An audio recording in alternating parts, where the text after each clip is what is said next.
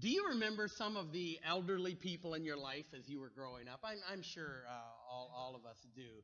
As you think back to when you were younger and there were some elderly people that were around you, uh, they were all different in lots of different ways. Some of them may have been mean in appearance. Hey, you kids, get off the lawn.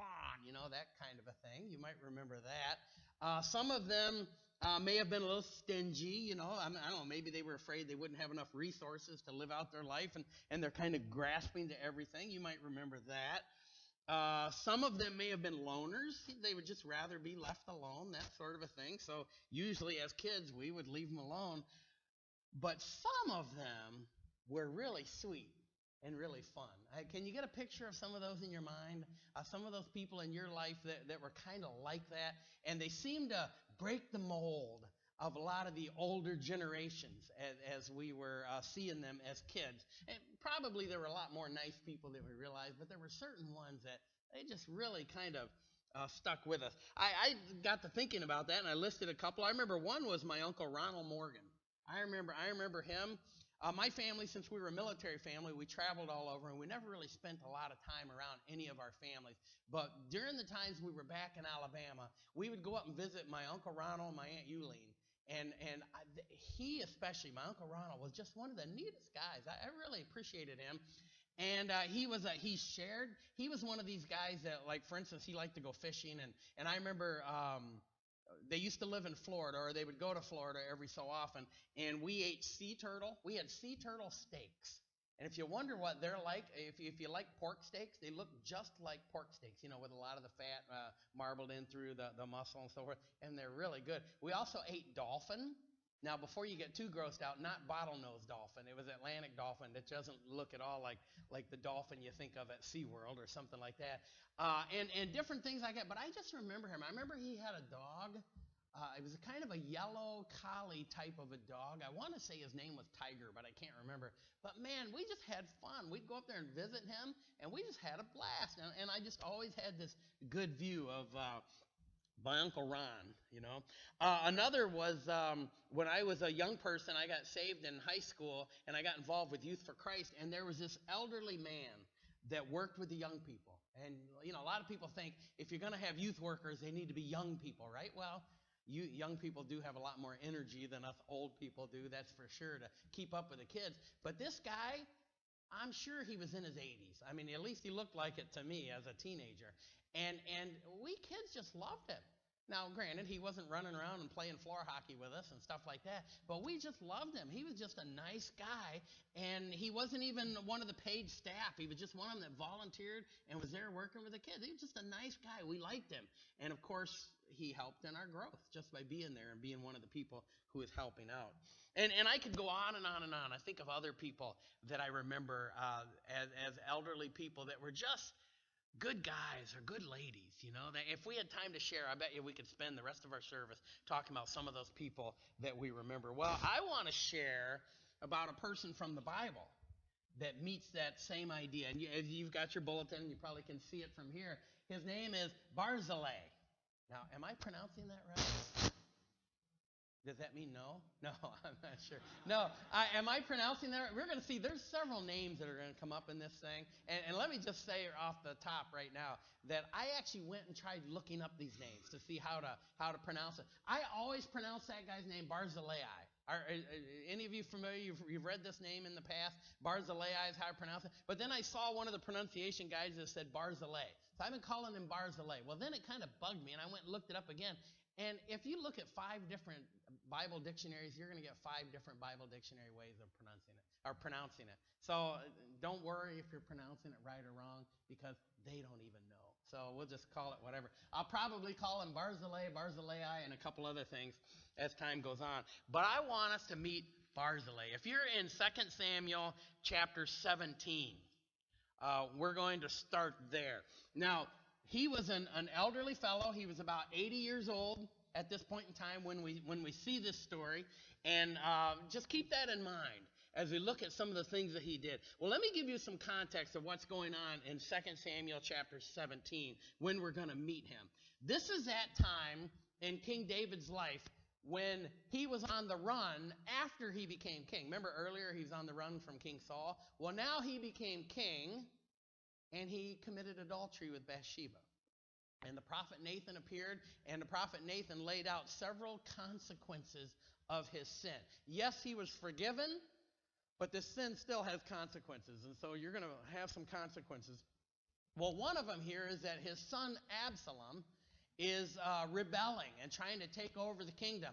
And David and a bunch of his people leave Jerusalem. And by the way, they left Jerusalem because not so much that David was just trying to save his own skin. David wanted to save the city. He said, if we stay here, they're going to attack and they're going to put everyone in the city to the sword. So in one sense, you could say David did the honorable thing by leaving so that he could spare the city. But as he left, he's in contact with all kinds of people that are either loyalists or they're rebels. And he runs into a number of different ones. And this is going back a couple chapters 14, 15, 16, all of these. And you can see people that want to be loyal with David and go with him and stick with him no matter what. You see several people who are nasty toward him. One of them is this Shimei. And by the way, Shimei, I've seen all the pronunciations of his name too. And that's one of the simple ones, so we won't worry about that too much. And he runs in. There's one, remember Mephibosheth was one of the sons of Jonathan, who was the son of Saul, and he's showing kindness to him. Well, Mephibosheth's servant comes and says, Mephibosheth wants to go back and become king again, but I brought these things here to help you. And so David's like, okay, so now Mephibosheth has turned against us, even though I'm showing him kindness, and his servant is helping me. So David's facing all these things as he's leaving. And they also had plans to be warned in case any of Absalom's men were going to come and try to kill them. And they got one of those warnings. And so they run again. And they come to a town called Mahanaim.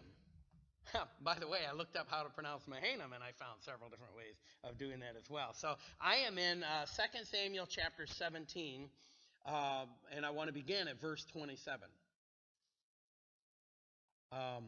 By the way, verse 24 is where you get Mahanaim. It says, then David went to Mahanaim, and that's where they're at. They're going to camp out there near this city. Verse 27. Now it happened when David had come to Mahanaim that Shobai, and who knows how to pronounce that, Shobai, the son of Nahash from Rabbah, of the people of Ammon, Machir, the son of Amiel from Lodabar, and Barzillai, the Gileadite from Rogelim, brought beds and basins, earthen vessels and wheat, barley and flour, parched grain and beans, lentils and parched seeds, honey and curds, sheep and cheese of the herd, for David and the people who were with him to eat. For they said, the people are hungry and weary and thirsty in the wilderness. So you've got these three guys that came to help. One of them, Shobi, was at least he was a foreigner. He was an Ammonite. I'm not sure about the middle fellow, Machir, but Barzillai, he was a Jew. He was actually from the tribe of Gad, is the belief. That was the territory that he came from and so forth. But Barzillai, now who is this Barzillai? I want to look at him because I don't have much information about the other guys, and he's going to come up again here later in the story. Who is he? Well, first of all, he was a man that had some position in the community. We're going to see a little bit later in chapter 19 that it mentions that Barzillai was a very rich man. See there, I already pronounced it two different ways. Barzillai, I don't know. But he was a very rich man. Now, the reason I point that out is remember, there's rebellion going on. There's a civil war. And right now, it doesn't look good for David and his people. And Ammon has the control of the government and the armies, if you will, and they're pursuing David. Now, Barzillai is this wealthy Jew. He's an elderly Jew, and he decides, I am going to go and help David. But he has a lot to lose if David is defeated and Barzillai is listed as a traitor. So this is an important situation. This is something that you can't just take lightly. It's not just that here's some guy that had a warehouse somewhere and brought a bunch of goods to him and said this is okay. No, he's making a decision here. And this decision could cost him. But he's being loyal to David, who he sees as his king. And he's also being helpful to all these people that were with him. And there were actually, with David, there were several thousand people that traveled with him. It was a huge caravan that left Jerusalem. And they're bringing this food, which also means they didn't just simply bring one donkey loaded down with the things that you had listed. They probably had a whole caravan themselves of these goods that are being brought. These were wealthy men.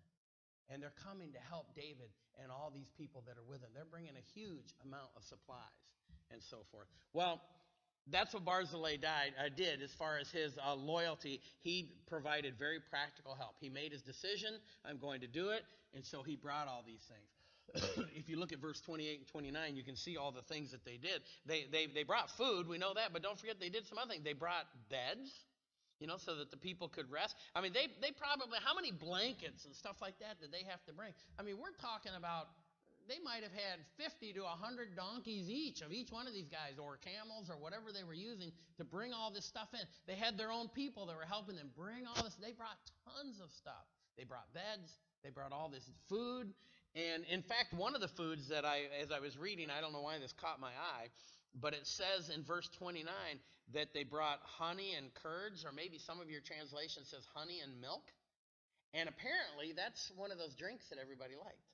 You would take the honey and mix it with a little bit of milk, and it would be kind of a watered-down mixture of the two, and it was really good. It was like someone showing up with a truckload of Pepsi, if you're Paul, he likes Pepsi, or a truckload of Mountain Dew, if you like Mountain Dew, or whatever it is that you'd want to drink. With Whitney, it'd be a truckload of milk. That's her favorite drink. But they brought all this stuff. They not only gave them the basics, they gave them pretty good stuff. And so they were going to try to take care of them. But it was loyalty to David, but it was also care for all these people. Look at what's going on. We've got the Civil War going on. And these people are weary. These people are tired. And there's tons of people. There's soldiers. There's also women and children that are with them. Let's go and let's meet a very practical need. Yep, I could get in trouble for this. If Absalom comes and kills David, who knows what's going to happen to me? In fact, he not only may have lost his life, he probably would have lost all of his possessions if David had just taken them over and said, you guys are traitors. This goes to the good of the kingdom now. Forget it. It's no longer yours. So he gave. He gave of his own resources. He gave in spite of the danger. He gave out of compassion. And we'll see later, he gave in spite of his age. He was an elderly fellow. We'll see that as we go.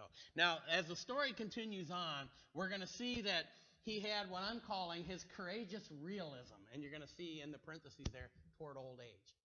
He's going to be a very realistic guy about his situation and how he stands. But let me look at some context again. I'm going to go over to chapter 19. So if you turn over just a couple pages from chapter 17 to chapter 19, there's a context here. First of all, the rebellion is over.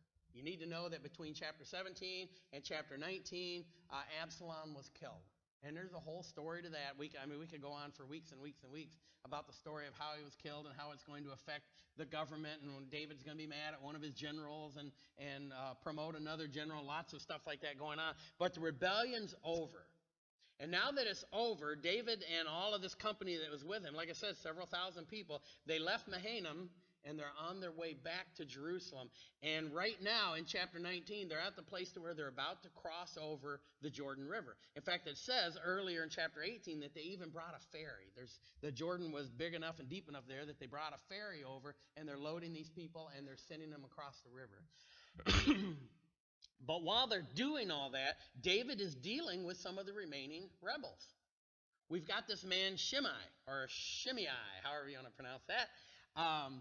He is the one who had been cursing David when David was leaving and throwing rocks at his people. He was up on a hillside as they were passing through a valley, and he was yelling and throwing stuff. And David said, "Nope, don't kill him. Let him do this. I kind of deserve it. So let him do it." Well, now that they're coming back, this man is trembling because David's in charge. He was sure David was going to die. But now David's in charge. David has to deal with him. David actually spares his life for the time being. And then we have this Mephibosheth, as I mentioned. Mephibosheth comes back. David has to deal with that whole situation. Mephibosheth comes and says, "David, I never left you in the first place." Or he said, "I didn't go with you because of my lameness." He had leg problems. But he said, I never left you. He said, "I found out that my servant went and he lied and he told you that I had left." And David had given all of Mephibosheth's lands to this Sheba. And now Mephibosheth is saying, but I wasn't. I'm still with you. I wasn't against you. And now David's got to figure all that out. And he actually divides the land up between the two of them. But my point is David's doing all this. He's having to deal with all this stuff, the aftermath of the rebellion. And there's lots of pieces that have to be put back together. And there's some healing that's going to have to take place. As you can imagine, David's tired. David is kind of sick of all this stuff. They've been on the road living on the ground themselves, camping, and they're coming back, and it's just, what am I going to face as I get back to Jerusalem? David could use a breath of fresh air. And that's when Barzillai shows up. And that's exactly what we're going to see. If you were in 2 Samuel chapter 19, let's look at verse 31. This is as they're waiting to cross over the Jordan, remember. It says, and Barzillai the Gileadite came down from Rogelim and went across the Jordan with the king to escort him across the Jordan. Now Barzillai was a very aged man, 80 years old, and he had provided the king with supplies while he stayed at Mahanaim, for he was a very rich man. That was back in chapter 17. And the king said to Barzillai, come across with me, and I will provide for you while you are with me in Jerusalem. But Barzillai said to the king, how long have I to live, that I should go up with the king to Jerusalem? I am today 80 years old. Can I discern between the good and the bad? Can your servant taste what I eat or what I drink? Can I hear any longer the voice of singing men and singing women? Why then should your servant be a further burden to my lord the king? Your servant will go a little way across the Jordan with the king, and why should the king repay me with such a reward? Please let your servant turn back again, that I may die in my own city, near the grave of my father and mother. But here is your servant Chimham, which we find out later was one of Barzillai's sons, we think. Let him cross over with my lord the king, and do for him what seems good to you. And the king answered, Chimham shall cross over with me, and I will do for him what seems good to you. Now, whatever you request of me, I will do for you. Then all the people went over the Jordan, and when the king had crossed over, the king kissed Barzillai and blessed him, and he returned to his own place. Now that kind of gives you a little bit more of the story.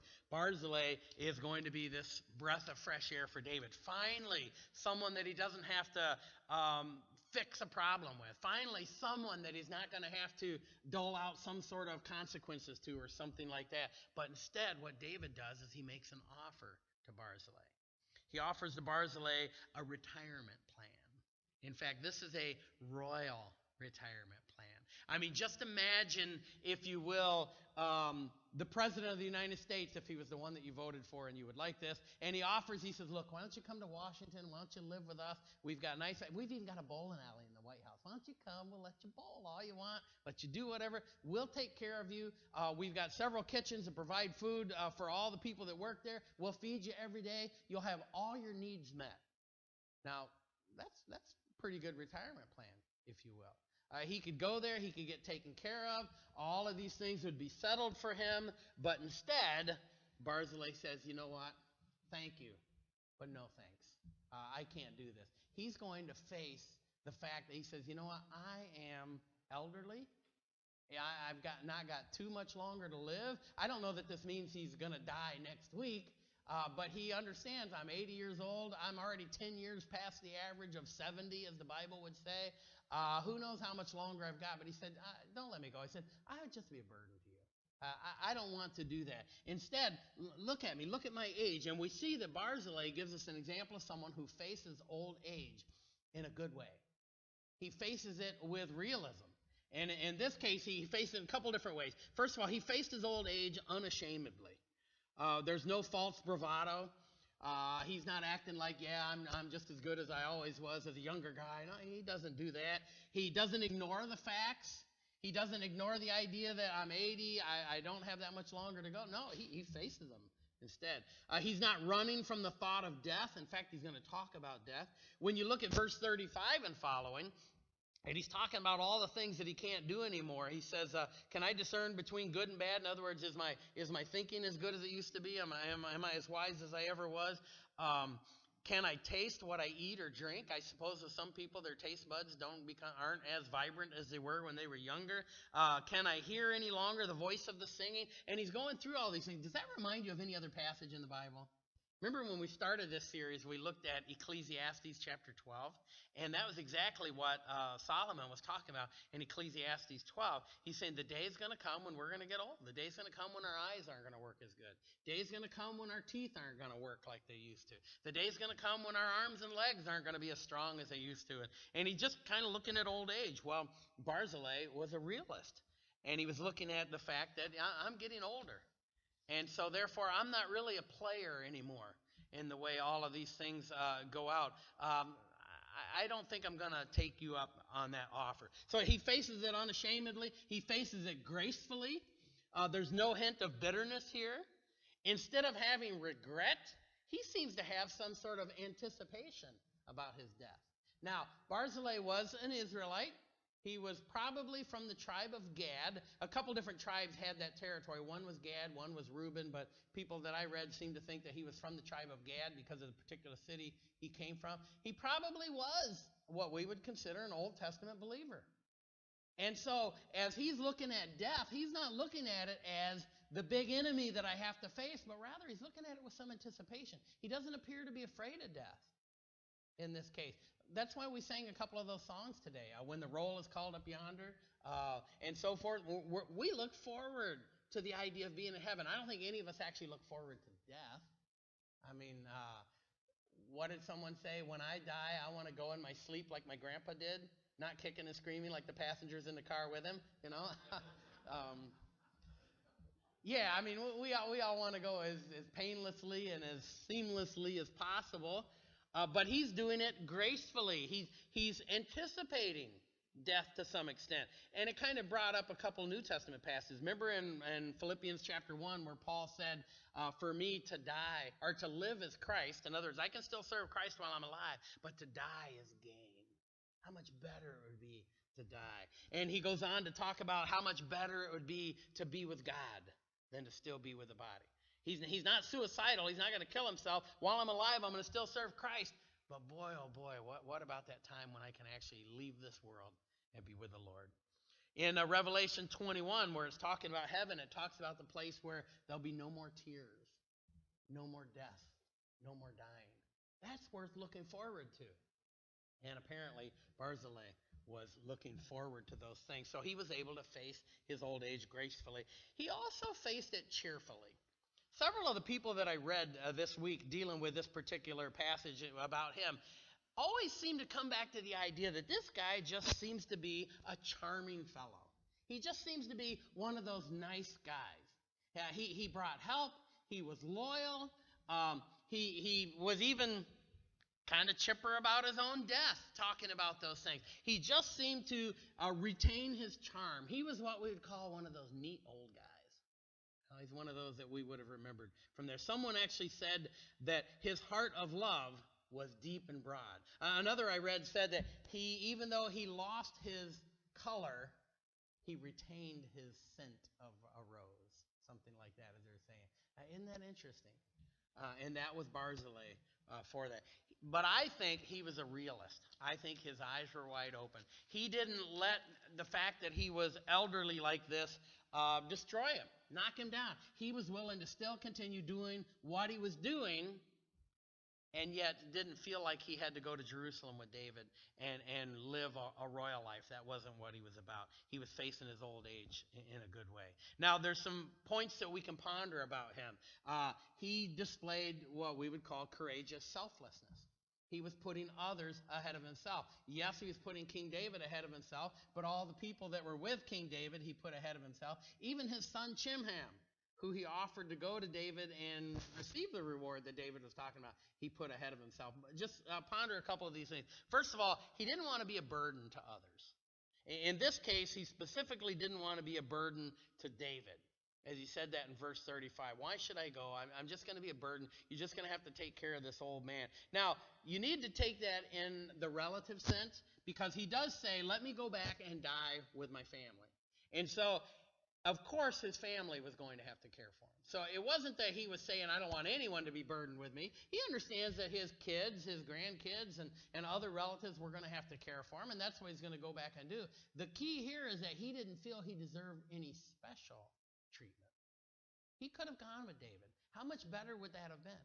How much better would the medical facilities be by the capital? How much better would the food be? How much easier would things be? But he didn't feel that he needed any of that special stuff. I don't want to be a burden to you. You're going to have enough to do. Look at all the problems you're already having to deal with, and you haven't even gotten back to Jerusalem. You need to just put your attention into those things, and don't worry about me. I'll go back, and my family will be able to take care of me. So he didn't need that special care. What he really did or what he didn't have, I should say, is that attitude, you owe me. You know, there's some people that can have that attitude. You owe me this. Look at what I've done for you. You owe this to me. Well, he wasn't going to have that. No. He said, things are okay. I'll just go back and live out my life the way it's supposed to be. In his last days as a senior citizen, he helped others.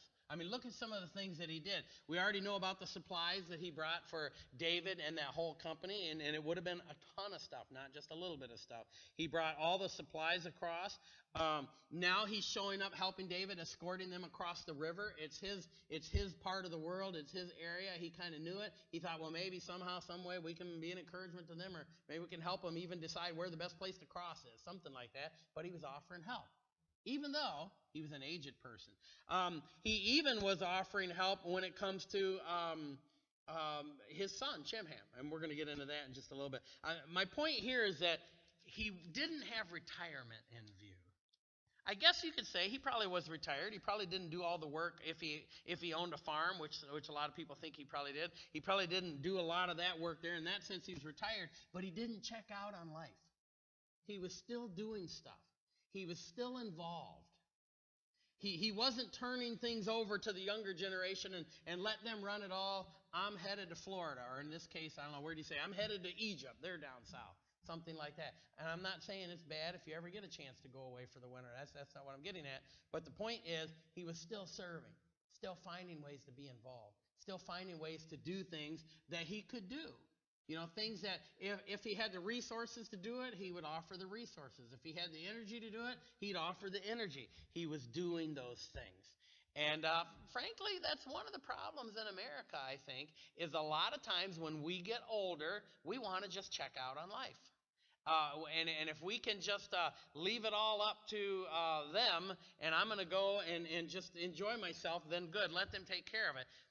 I know there's a time and a place for that, but many times we're sacrificing what God has given us, our wisdom, for instance, our own resources, our own energy, that kind of thing.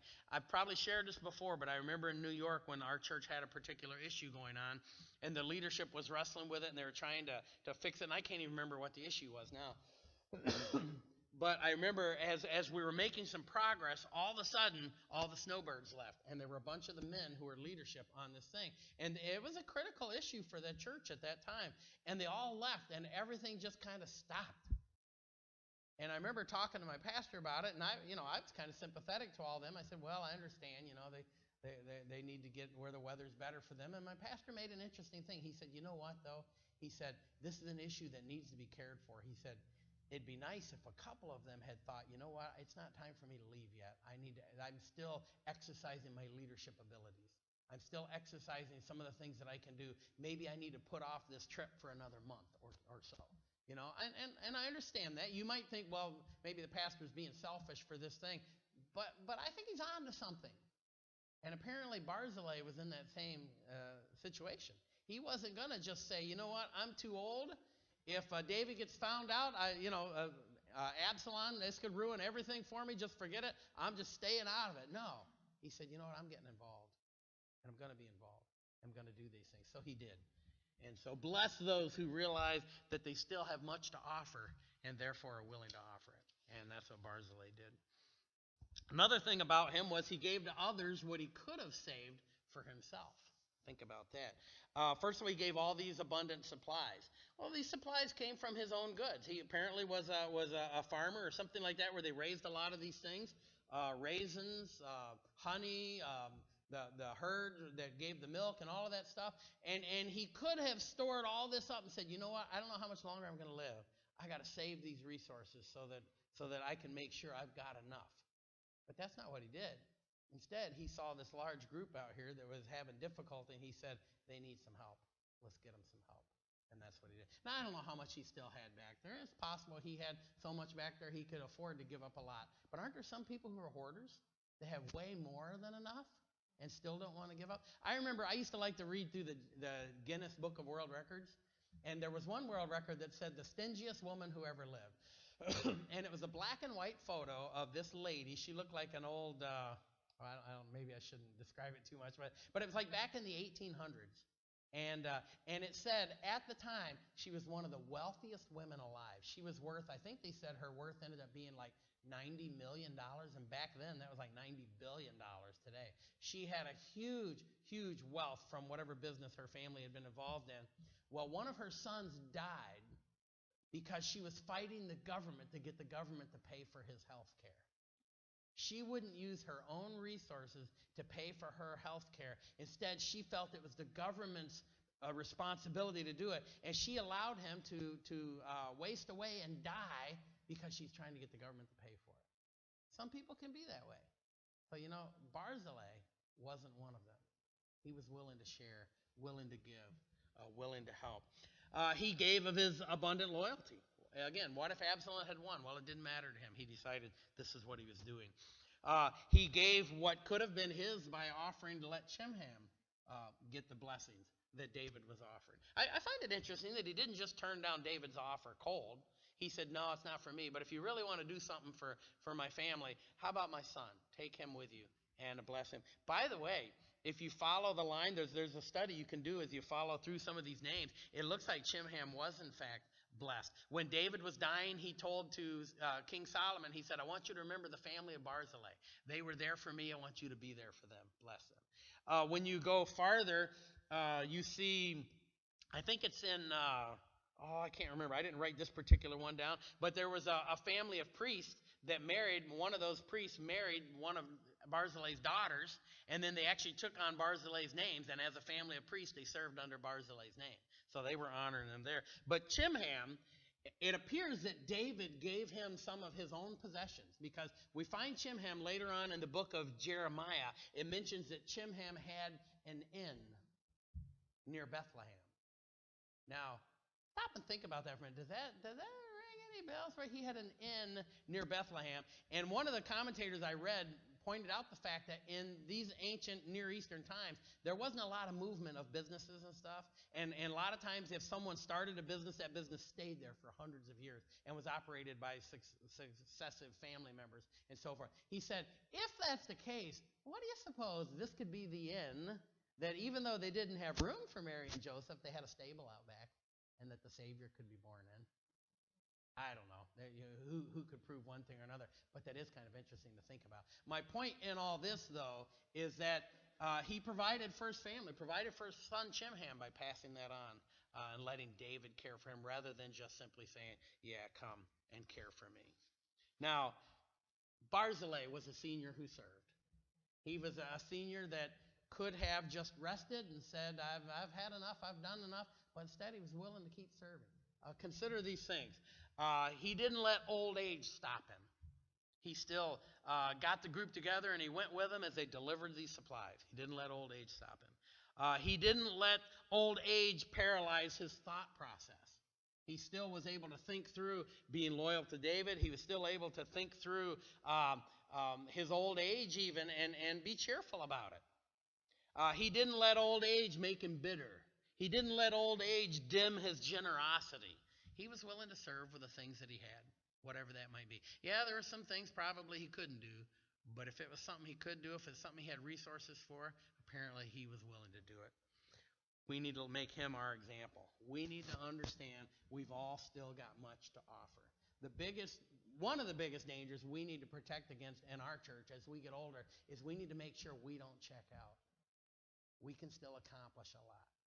Yeah, we don't have the young people. We don't have a lot of them. And it'd be great if we did. I was talking to a person who's going to another church here in Grayling that last I had heard, they were really just booming. And he said, and he described their church and it sounded just like ours with a lot more older folks involved in it. But he said he's going there and he's about 30 years old. And he said, you know what I'm doing? He said, I've started trying to invite my buddies to get them here. And he said, I have one of my buddies and his family, they started coming. I'm trying to get them. And I said, great. I said, that's what you need to be doing. This church is a gospel preaching church. And I just thought, it'd be great for us if we had that, but we don't. We're not going to check out, though. We're going to keep working. Who knows who the Lord will provide? Who knows how the Lord will provide? Who knows who we can reach? Who knows who we can decide? Well, we're going to keep working it and see what happens. We need to be like Barzillai and not give up. Keep plugging forward. Let's pray.